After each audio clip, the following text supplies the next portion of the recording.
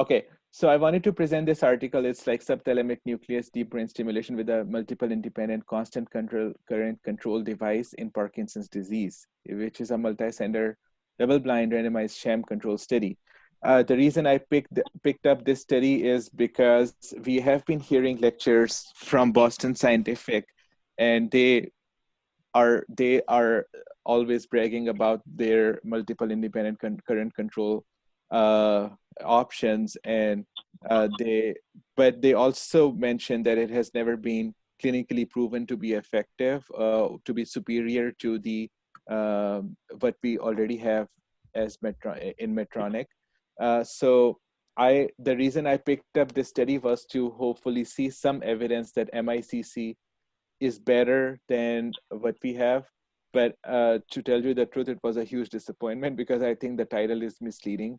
They just want to mention in the title that they are using multiple independent constant current control device, but they are not actually comparing MICC with regular DBS. They're just using that device, so that's why they put it in the title. I would have rephrased it as just as ST and DBS in whatever in Parkinson's disease. So that would have been more appropriate because the MICC is just the technology that they used. So uh, so in fact, what this study really is actually evidence on evidence that DBS is effective in Parkinson's disease, which we already know. So in the They did not introduction, utilize the MICC for any programming paradigm that was different than regular programming. they did, and they actually did. Most of the patients ended up being on MICC, but they did not compare which one were on it and which were not, and they just let the programmer do whatever settings were best for the patient. Although most of the patients ended up being on MICC, but they never compared it. No, but see, this is a sham control study, so there was no direct comparison anyways. It's a placebo controlled trial. But the Yeah. question is that how many patients end up requiring settings that are not possible with current devices? That would be the question I'll be curious about, because presumably the investigators are independent. So if they are making the judgment of best clinical use for patient, not that they have to use MICC for the company's sake, but more because it is better for the patient to get results from that. So the question in my mind will be, if there were programming paradigms that were just not possible without this technology with current DBS, and how many patients ended up on those.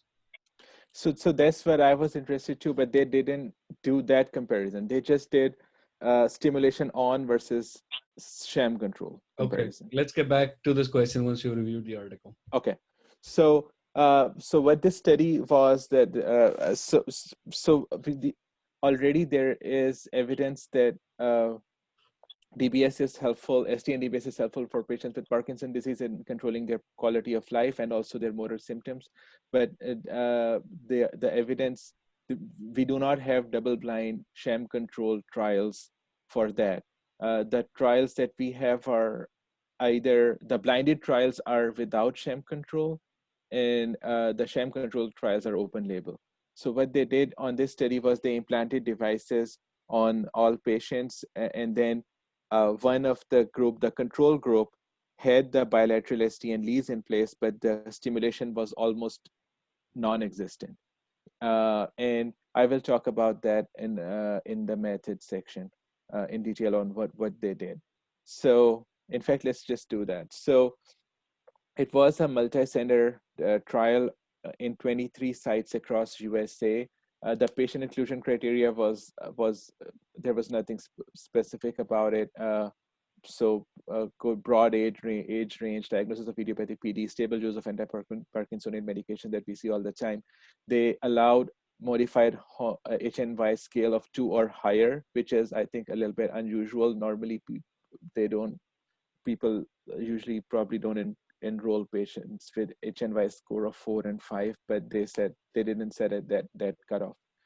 Then they obviously excluded all the patients who had other surgical therapies for Parkinson's, which makes sense. So let's move on to the trial design. So they randomized patients into uh, f- in a 3-to-1 ratio. So uh, by 4 patients, or 75% of the patients got active stimulation, and 25% of the patients did not receive active stimulation for 3 months. And then they compared these two groups at 3 months, and then they shifted the control group to the active group, and followed them up for another 9 months to make sure that the safety was there. So the investigator, the patients were blinded, and also the assessors who were checking the UPDRS scores were blinded, but the programmer was unmasked. So I think they did a good job in masking, because it's really hard to implant DBS and not let the patient know that they are being stimulated. So what they did was that the programmer the spent equal time with the control group and the active group. They all, instead of just leaving it off, which the patients could know from their own devices. So what they did was they turned it on, but provided very minimal stimulation of like 2 hertz and 10 micro I think 10 microsecond of pulse width, and probably 0.1 ampere of the current. So I'll show it when we move there. And the active group uh, was the programmer was free to find whatever best settings were for the patient. And they also somehow did this, which I don't know how they can do it, but they said that in the rechargeable battery of the pulse generator, they actually drained the battery every after certain amount of time, so that the patient can has to recharge it uh, so that they don't know if they are actually being stimulated or not. So I don't know how you can do that, but they said that they did. So the primary outcome was to look at a change of the on time with non-troublesome dyskinesia. So let me actually show you the table.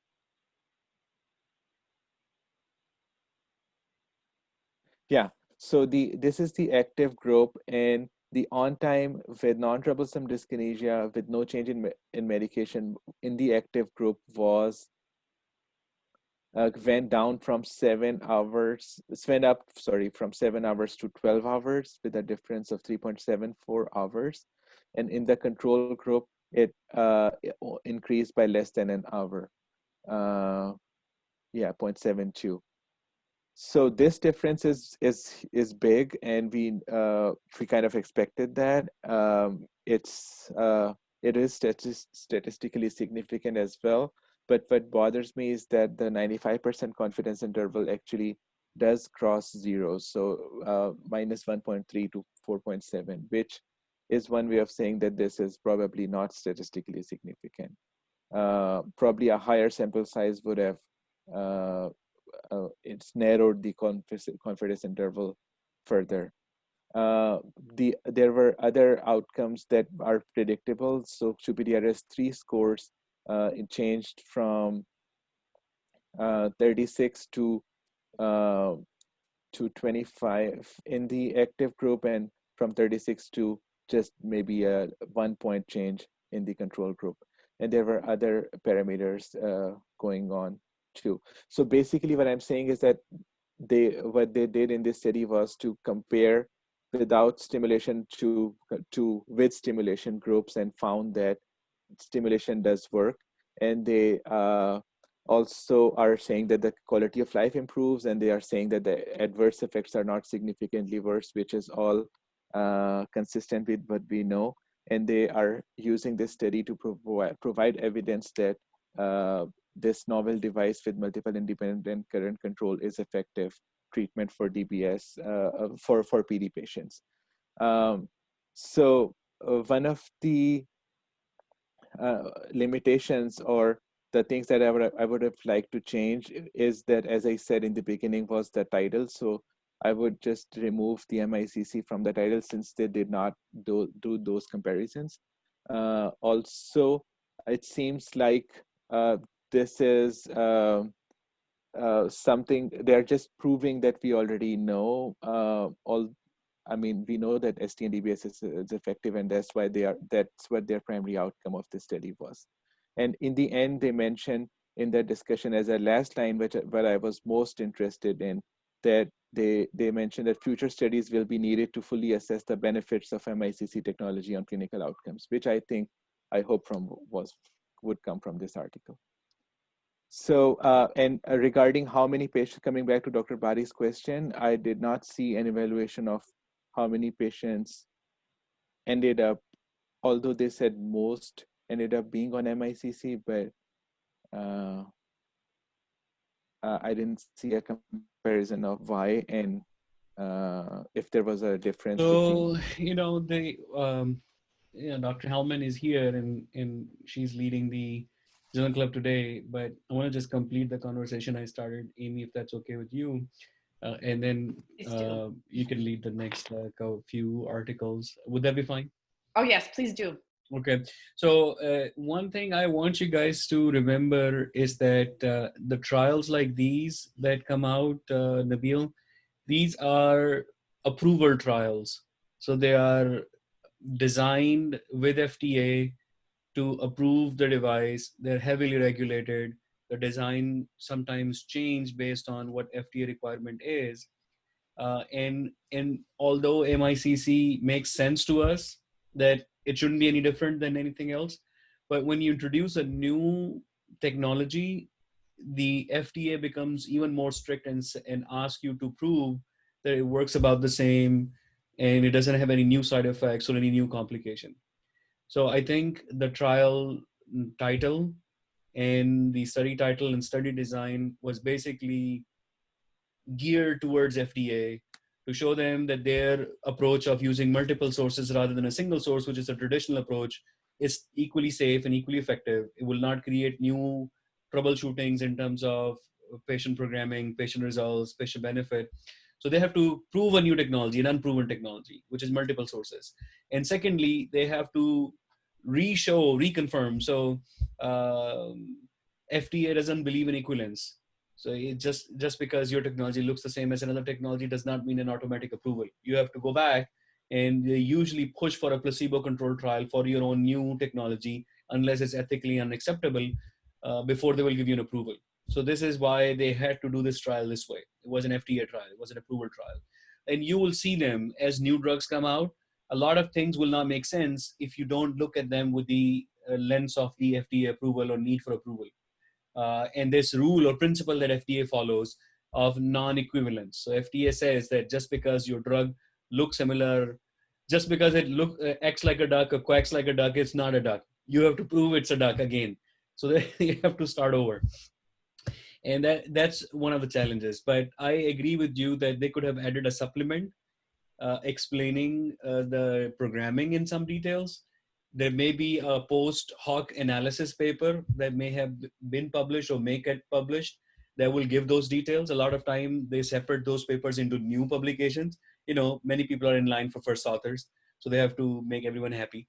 So they basically put out more papers gradually that explain different aspects of the trial. So there may already have been a separate methodology paper when the trial was being done, and now the result paper, then there will be a post hoc paper on this component, that component. There may be now I'm seeing a lot of trend of a side effect paper. So a paper is published just to discuss the different various side effects that were seen in complications as a separate publication. So that's one. And then the second point, just to close, is when we say use of MICC technology, what do we actually mean, right? Because a stimulation is stimulation. And an electron is electron. Basically, stimulation means that electrons are leaving the negative terminal and being absorbed by the tissue, resulting in alteration of the surface membrane differential voltage, resulting in stopping or generation or propagation of the action potential. That's basically what's happening. There's a minus 70 volt difference between the two sides of the membrane in neurons, and you're basically killing that voltage by releasing electrons and dropping the differential, and that basically stops the propagation or stops the generation of current. So that's not any different. Doesn't matter what method you use. So what is different about MICC? The difference of about MICC is the contact selection, that you can do two things with two contacts that are not tied in together. You can have different frequencies at two contacts. You can have different intensities at two contacts, which was not possible with the single source current. So what I mean by two different frequencies is obvious, right? You're going to have one at 80 hertz and other at 100 hertz, and that was not possible before. The other difference is the amount of stimulation. So before, the stimulation with a single source was all or none. So if you select a contact, it's either 100% on or it's 100% off. With a multiple source, you can have one contact 75% on, another contact 25% on. So you don't have to have both 100% on, equally on. You can actually have separate relationship between the two. And that is what MICC is. So the question would be, how many of these patients ended up with two contacts with different frequencies and different percentage stimulation? And what they propose is that if you have a contact 3 at 50% on and contact 4 at 50% off, you're basically stimulating in between the contact, because using half of this contact, and so that's what they say, that you can walk along the lead, that you can, rather than jumping from contact to contact to contact, you can gradually move the current upwards by reducing the lower contact and slowly increasing the upper contact. So you're going from 100 to 99, 98, 97, 96, 95, and you're going from 0 to 1, 2, 3, 4, 5, and that means the current is slowly shifting up, and you're really just moving it along the lead, and you could end up in between leads if you wanted to. And because the lead difference is 1.5 millimeter between two contact, the space, that 1.5 millimeter difference might be so big that the best area is actually between the two contacts, not in front of contact 1, not in front of contact 2, but right in between. And that is only possible with a multiple source to do that, to stimulate in between the contact. And that's what we want to see. If the patients were using more than one contact, how many? And if they were using more than contact, were they using percentage stimulations on the two contact, and were they using different frequencies? Different frequencies is less likely, because we still don't understand frequency. So we don't understand what's the difference between stimulating at 180 and 160, for example. So, we make huge differences. So we may stimulate 180, then we go down to 130, then we go down to 100, because in between we don't understand what happens from 160 to 165, 165, we have no idea. So frequencies probably would be about the same on the two contact, although we can have different frequencies, but we don't know what to do with them. And but the main thing would be to see if they were contact selected in a way that the stimulation was in between the contact, which is what they're calling the MICC, strength of MICC. And that's the data that's missing, that where were those contacts selected, what percentage was on each contact. And that could have been easily added as a simple table, but I think they were trying to, either it was completely insignificant, that was one reason not to add it, or they're trying to make a big deal, so they want a separate highlight on it, not buried in a paper and lost. So they want it to be a centerpiece in a different paper. So those will be the two reasons. So either they completely lost it, or there were amazing results there. And that's what we're going to see. So if we compare it with the directional leads discussion, the data there, the question was that how many people end up on the segment stimulation rather than a ring stimulation, right? And we now know the data, the answer is about 30%. So about a third of the patient end up on a segmented stimulation rather than a whole ring stimulation, which is significant. A third of the patient are requiring segmented stimulation, either because it's more efficient in using less energy drain on the battery, extending the life by a year or so, or because they have much better therapeutic window by going to a segment as compared to the ring. And right now I'm not clear. My personal feeling is that out of those third, 70% are on segment because of efficiency benefit, not because of therapeutic window benefit. And only 30%, so a third of the third, are on it because of the side effect limitation or the therapeutic window benefit. But that's a feeling, a gut feeling.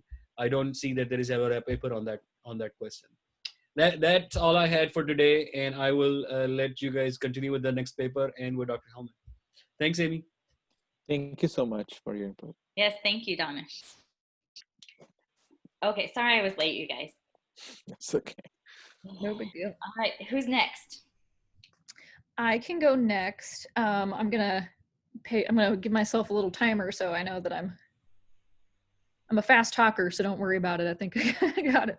Okay. Let me see. I'm gonna make my screen a little bit bigger here. All right, are you